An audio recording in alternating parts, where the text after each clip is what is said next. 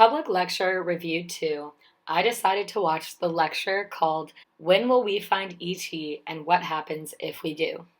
This lecture by Seth Shostak talked about how there could possibly be dumb or intelligent life on other planets and what proof we might have. He started by using the methane that we found on different planets and how that might provide evidence that some other planets have conditions in which life forms can exist. He talks about the moon on Saturn and how there is a layer of liquid underneath the surface that comes through the surface, making ice geysers. This could be evidence on how there's water that we don't see on planets that could potentially support different organisms under the surface. Despite not every planet having a sun, there are still chemical reactions that can provide potentially life-supporting elements such as iron. He said that if we were to find a different type of quote-unquote alien, we would most likely find a microbial organism, and that it would most likely be outside of our solar system.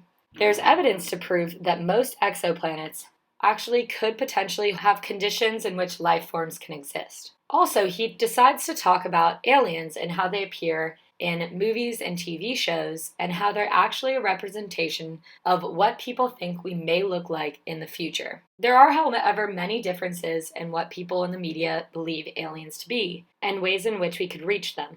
For example, in order to know that aliens exist, they would have to be the ones to contact us first, because we are technologically not able to contact them at the moment. This would require them to be more advanced than we are. They would also have to have tools and curiosity to go find other planets or other specimens. And likely they would have a biology that's very similar to us, because they still need a brain and a biological structure with a fragile and constantly adapting population.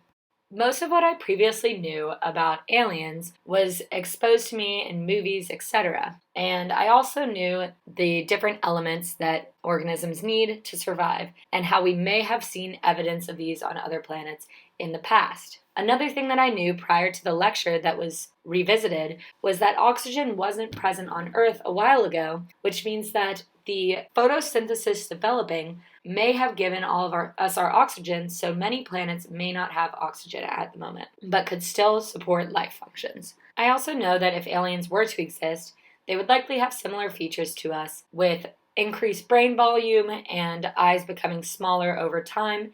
They're likely a futuristic representation of what we assume we will look like. A few things that I did not previously know were that aliens we would expect to be carbon-based with stereo vision, and their size would range from elephants to rats, and they are based on predictions of what we will look like in the future. Another thing that I learned throughout the lecture was about what intelligent versus dumb life was. The professor predicts that ET is actually going to be a synthetic intelligence, and in order to find them, we would have to create a computer that has a mind of its own. And he says that this is more interesting than finding dumb life, just microbial organisms that are much more widespread and don't have as much potential to be beneficial in advancing our current culture. The part of the lecture that interests me the most was when he was talking about the fossilized microscopic bacteria that was found in meteorites from Mars in 1966. It interests me because it puts a timeline to when organisms could have first appeared on other planets, and it also redefines what is meant by aliens. This meteorite was called meteorite ALH 84001, and it was found from a team in Houston, Texas, working for NASA. The mineral products that were found inside the meteorite are often known for being essential for life to exist. This meteorite is predicted to be remains from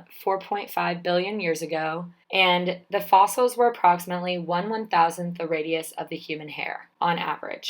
Also, according to my follow-up, the reason that we weren't able to recognize the fossilized microscopic bacteria in the meteorite until recently was due to technological advancements. I chose this article because it opened my eyes to how media and television has morphed the image of what life forms may exist outside of our planet. Additionally, as a neuromajor, I'm very interested in artificial intelligence and how brain sizes have increased over time, and that is why aliens are drawn typically with a bigger brain. I also think that the computers being created to have a mind of their own is a very hot topic on many neuroscience papers.